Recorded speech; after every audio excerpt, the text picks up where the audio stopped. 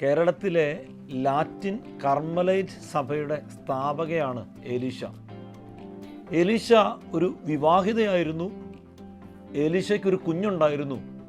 10 സഹോദരന്മാരൊക്കെ ഒരു രണ്ടാം വിവാഹത്തിലേക്ക് പ്രവേശിക്കുക, നിനക്ക് പ്രായമൊന്നും ആയില്ലല്ലോ എന്ന് പറഞ്ഞ് എലീഷയെ നിരന്തരം നിർബന്ധിക്കാനായിട്ട് തുടങ്ങി. ആദ്യത്തെ സന്യാസ സമൂഹം ഉയർത്തിപ്പിടിച്ച ആപ്തവാക്യം അത് എലീഷാമ്മയുടേതായിരുന്നു. സ്ത്രീ നന്നായാൽ കുടുംബം നന്നാകും, കുടുംബം നന്നായാൽ സമൂഹം നന്നാകും.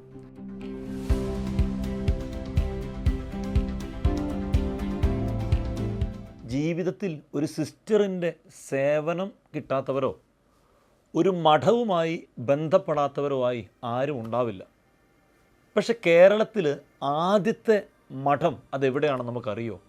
കേരളത്തിലെ ആദ്യത്തെ കന്യാസ്ത്രീ ആരാണെന്ന് നമുക്കറിയോ? ആ കന്യാസ്ത്രീയുടെ ജീവിതത്തിലൂടെ സമൂഹത്തിലുണ്ടായ മാറ്റങ്ങളെക്കുറിച്ച് നമുക്കറിയോ? അവരെന്ത് സേവനമായിരുന്നു സമൂഹത്തിന് ചെയ്തുകൊണ്ടിരുന്നത്?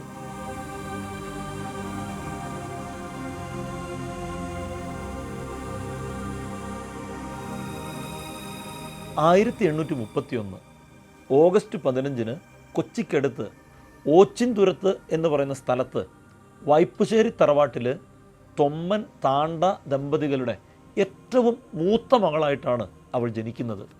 അവളെ മാമോദിസ മുക്കി ഏലീശ എന്ന പേര് നൽകി. ഈ വൈപ്പുശ്ശേരി തറവാട്ടുകാർ പരമ്പരാഗതമായി യോദ്ധാക്കളായിട്ടാണ് അറിയപ്പെടുന്നതെങ്കിലും അവരുടെ കുടുംബം ദൈവവിളികളാൽ സമ്പന്നമായിരുന്നു. ഏലീശയുടെ സഹോദരൻ ലൂയിസ് അച്ഛൻ ലത്തീൻ കർമ്മലീത്ത സഭയിലെ ആദ്യ വൈദികനായിരുന്നു. ഏലീശ പരിശുദ്ധ അമ്മയുടെ തികഞ്ഞ ഭക്തയായിരുന്നു. ചെറുപ്പത്തിലൊക്കെ നന്മ നിറഞ്ഞ മറിയമേ എന്ന പ്രാർത്ഥന വളരെ മാധുര്യത്തോടുകൂടി ഏറ്റുചൊല്ലുന്നത് അത്ഭുതപ്പെടുത്തുന്ന ഒരു കാഴ്ചയായി കൂടപ്പിറപ്പുകൾക്കൊക്കെ തോന്നിയിട്ടുണ്ട്. ആ ഒരു കാലഘട്ടം തൊട്ടുകൂടായ്മയുടെയും തീണ്ടിക്കൂടായ്മയുടെയും ജാതി വ്യവസ്ഥിതിയുടെയും ഒക്കെ ഒരു കാലഘട്ടമായിരുന്നു.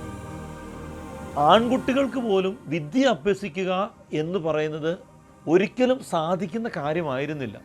പക്ഷേ എങ്കിലും ദൈവത്തിൻ്റെ പരിപാലനയിൽ ഏലീശയ്ക്ക് വിദ്യ അഭ്യസിക്കാനായിട്ടുള്ള അവസരം സ്വന്തം ഭവനത്തിൽ തന്നെ ലഭിച്ചു. 19-ാം നൂറ്റാണ്ടിൽ ജീവിതാന്തസ് എന്ന് പറഞ്ഞാൽ വിവാഹം എന്നത് മാത്രമായിരുന്നു.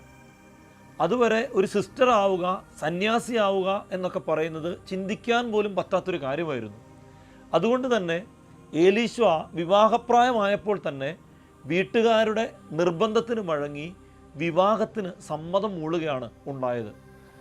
അങ്ങനെ തനിക്ക് വിവാഹപ്രായമായപ്പോൾ വാഗയിൽ വറീദിനെ തൻ്റെ ജീവിത പങ്കാളിയായി ഏലീശ സ്വീകരിച്ചു. തൻ്റെ ജീവിത പങ്കാളിയുടെ കുടുംബം അതിസമ്പന്നമായിരുന്നിട്ടും തനിക്ക് വേണ്ടതെല്ലാം ലഭിച്ചിട്ടും ഏലീശ ആ വീടിന് ചുറ്റുമുള്ള പാവപ്പെട്ട ആളുകൾക്ക് വേണ്ടത് നൽകാനും അവരോട് കരുണ കാണിക്കാനും ഒന്നും ഒരിക്കലും മറന്നിരുന്നില്ല. അങ്ങനെ 1850 ഏപ്രിൽ 21 ഏലീശ അന്ന എന്ന ഒരു കുഞ്ഞിൻ്റെ അമ്മയായി മാറുകയാണ്. 1851 തൻ്റെ ജീവിത പങ്കാളി വറീദ് കർത്താവിൻ്റെ സന്നിധിയിലേക്ക് യാത്രയായി. ഏലീശയുടെ ദാമ്പത്യ ജീവിതം 1 വർഷം മാത്രമാണ് നീണ്ടുനിന്നത്. 10 സഹോദരന്മാരൊക്കെ ഒരു രണ്ടാം വിവാഹത്തിലേക്ക് പ്രവേശിക്കുക, നിനക്ക് പ്രായമൊന്നും ആയില്ലല്ലോ എന്ന് പറഞ്ഞ് ഏലീശയെ നിരന്തരം നിർബന്ധിക്കാനായിട്ട് തുടങ്ങി. ഏലീശ ആകട്ടെ അന്നുവരെ കേട്ടിട്ടില്ലാത്ത, ആർക്കും പരിചയമില്ലാത്ത മറ്റൊരു വഴി തിരഞ്ഞെടുക്കുകയാണ് ഉണ്ടായത്. തൻ്റെ 10 സഹോദരന്മാരോട് ഏലീശ പറഞ്ഞു, നമ്മുടെ ഈ വീടിന് പുറത്തുള്ള ഈ കളപ്പുര ഒന്ന് റെഡിയാക്കി തരിക, അതിൻ്റെ പലകളൊക്കെ മാറ്റിത്തരിക. ആ കളപ്പുരയിൽ നിന്ന് പുറത്തേക്ക് നോക്കുമ്പോൾ കൂനമ്മാവിലെ തൻ്റെ ഇടവക ദേവാലയം നേരിട്ട് കാണാൻ കഴിയുമെന്ന് ഏലീശയ്ക്ക് അറിയാമായിരുന്നു. ഏലീശ കളപ്പുരയിൽ ഇരുന്ന് തൻ്റെ ഇടവക ദേവാലയത്തിലെ ദിവ്യകാരുണ്യ ഈശോയ്ക്ക് തന്നെ സമർപ്പിക്കാനായി തന്നെയും തൻ്റെ കുഞ്ഞിനെയും നിരന്തരം ഒരുക്കിക്കൊണ്ടിരുന്നു. ഏലീശയുടെ കുമ്പസാരക്കാരനായി ലിയോപോൾ ബെക്കാറോ എന്ന് പറയുന്ന ഒരു വിദേശ വൈദികൻ കടന്നു വരികയാണ്. ഇദ്ദേഹമാണ് ഏലീശയെ ആത്മീയമായി കരം പിടിച്ച് മുന്നോട്ട് നയിക്കുന്നത്. അങ്ങനെ 1862 ഏലീശ അച്ഛനെ സന്ദർശിച്ച് അച്ഛനോട് തൻ്റെ തീരുമാനം തീർത്തു പറഞ്ഞു. എനിക്ക് ഒരു സന്യാസ ജീവിതത്തിലേക്ക് പ്രവേശിക്കണം, എനിക്ക് ഈശോയ്ക്ക് വേണ്ടി മാത്രം ജീവിക്കണം എന്നൊരു തീരുമാനം ബെക്കാറ അച്ഛനോട് ഏലീശ തീർത്തു പറഞ്ഞു. അങ്ങനെ 1866 ഫെബ്രുവരി 1 ഏലീശ ലയോപ്പോൾ അച്ഛനിൽ നിന്നും ഉത്തരീയം ഏറ്റുവാങ്ങി ആദ്യത്തെ സന്യാസ ഭവനം കേരളത്തിൽ ആരംഭിച്ചു. ലയോപ്പോൾ അച്ഛൻ ആ കാലഘട്ടത്തിൽ ജീവിച്ചിരുന്ന വിശുദ്ധനായ ചാവറ പിതാവിനോട് ഈ 3 പേരെയും കുറിച്ച് പറയുകയും പിന്നീട് ചാവറ പിതാവും ലയോപ്പോൾ അച്ഛനോട് ചേർന്ന് ഇവർക്ക് വേണ്ടിയുള്ള എല്ലാ സൗകര്യങ്ങളും ചെയ്തു കൊടുത്തു എന്നതാണ് ചരിത്രം നമ്മളോട് പറയുന്നത്. അങ്ങനെ കേരളത്തിലെ ആദ്യത്തെ മഠം കൂനമ്മാവിനടുത്തുള്ള കഷണ്ടിയാം പറമ്പിൽ കഷണ്ടി മഠം എന്ന പേരിലാണ് അറിയപ്പെട്ടിരുന്നത്. ആ മഠം പണിതത് പനമ്പ് കൊണ്ടായിരുന്നു.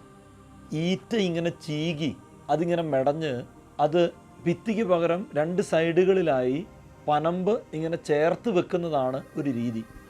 അങ്ങനെ ഒറ്റയ്ക്കും പെട്ടയ്ക്കും പുതിയ ജീവിത ശൈലിയായ സന്യാസ ജീവിതത്തിലേക്ക് ആളുകൾ കടന്ന് വന്നുകൊണ്ടേയിരുന്നു. മഠം തുടങ്ങി ഏതാണ്ട് 1 വർഷം കഴിഞ്ഞപ്പോഴത്തേക്കും സ്ത്രീകളുടെ വിദ്യാഭ്യാസത്തെ ഉയർത്തിപ്പിടിച്ചുകൊണ്ട് സ്ത്രീകൾക്ക് വേണ്ടിയിട്ട് ഒരു ബോർഡിംഗ് സ്കൂള് മഠത്തോട് ചേർന്ന് സ്ഥാപിക്കുകയുണ്ടായി. ആരോരുമില്ലാത്ത പെൺകുട്ടികൾക്ക് വിദ്യാഭ്യാസം നിഷേധിക്കപ്പെടാതിരിക്കാൻ അവരവിടെ തന്നെ ഒരു ഓർഫനേജ് തുടങ്ങുകയുണ്ടായി. ആദ്യത്തെ സന്യാസ സമൂഹം ഉയർത്തിപ്പിടിച്ച ആപ്തവാക്യം അത് ഏലീശാമ്മയുടേതായിരുന്നു. സ്ത്രീ നന്നായാൽ കുടുംബം നന്നാകും, കുടുംബം നന്നായാൽ സമൂഹം നന്നാകും.